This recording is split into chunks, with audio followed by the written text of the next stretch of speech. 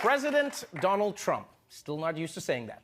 Last night, he flew 8,000 miles for his first state visit to India. Now, Trump's in India partly to negotiate a trade deal and partly to get his copy of the Kama Sutra signed.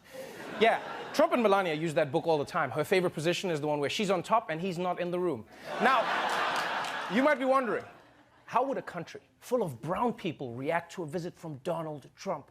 Well, it turns out from the moment Trump arrived, it was love at first sight. President Trump just arrived this morning for a two-day visit. The president received what's being called a king's welcome, orchestrated by the Indian Prime Minister. The president headed a massive rally packed with more than 100,000 people. A Make America Great Again rally, India style. They even blasted Macho Man before the president took the stage. And when he did, a show of affection for India's Prime Minister. Namaste, Trump! The president is overwhelmingly popular here in India, where his pro-business, tough-on-terror image is widely admired. I happen to like Prime Minister Modi a lot. He says between the stadium and the airport, we'll have about 7 million people, so it's going to be very exciting. 7 million people came out to see Trump go from the airport to the stadium? That's impressive. Although, to be fair, it's also India. There's 7 million people between any two locations. Yeah, I mean, the line at Indian Starbucks is 7 million people. There are Indian brides right now who are like, no, daddy, I just want a small wedding, no more than 7 million people. It's like, okay, Anushka, first cousins only. But it is true that Donald Trump is very popular in India. Right? Some like him because of his anti-Muslim rhetoric. Some like him because of his business savvy. And all of them like him because his skin looks like tikka masala. And since India is so fond of President Donald Jaipal Trump, they pulled out all the stops for his visits. At India's famous Taj Mahal, workers paint, spruce and polish. Roads are renovated. And nearby, the Yamuna River rises as millions of litres of water are released to cover its foul, polluted smell. Preparations included a hastily built wall that critics say was meant to block the view of a slum, keeping thousands of poor people out of sight. Yeah, India is trying so hard to impress Trump that they're building new roads, cleaning up dams, and even building a wall to hide their slums. And you know Trump's got to love that. He's just like, you see, they built a wall, and I haven't seen a single Mexican. It works, folks. Now, India cleaning its rivers and streets for Trump might seem extreme, but if you think about it, this is basically what guys do whenever a girl says she's coming over, right? Yeah, you make the bed, pick up your clothes, hide all your junk in the closet, then she calls and says she can't make it, and you're like, damn it, so I flushed the toilet for nothing? So clearly, India is trying to give Trump a memorable experience. There was, however, one tiny culture clash that Trump had to deal with. Donald Trump is in India this morning, but he could be forced to go without his favourite meals of burgers and steaks. India's Prime Minister, Narendra Modi, a devout vegetarian, plans not to serve any meat to the president during his visit. One person who's familiar with President Trump's eating habits has told the media they're worried about how he'll cope with the lack of meat, saying, I have never seen him eat a vegetable. I honestly don't know what's stranger.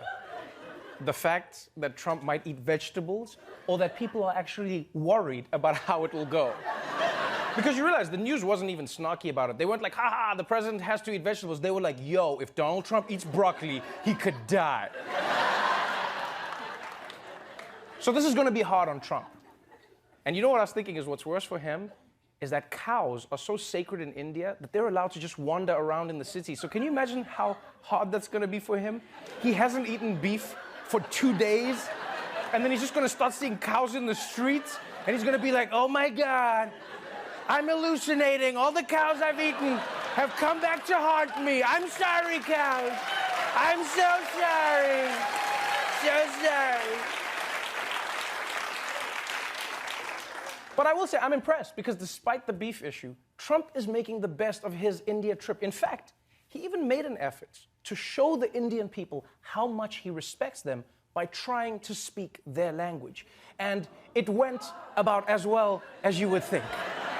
India welcomes us at the world's largest cricket stadium right here in Ahmedabad. Namaste, Chiwala, Gujarat, Sardar Patel, Ashram, Sachin Tendulkar, Gujarat, Goa, Diwali.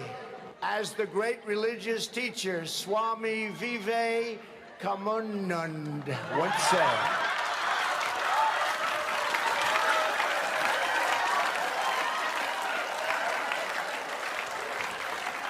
Oh, man. Oh, even if that pronunciation was right, that facial expression was so wrong. That looked like the most exercise he's gotten in decades. Just like, come on. All right, that's my steps for the day. I'm done.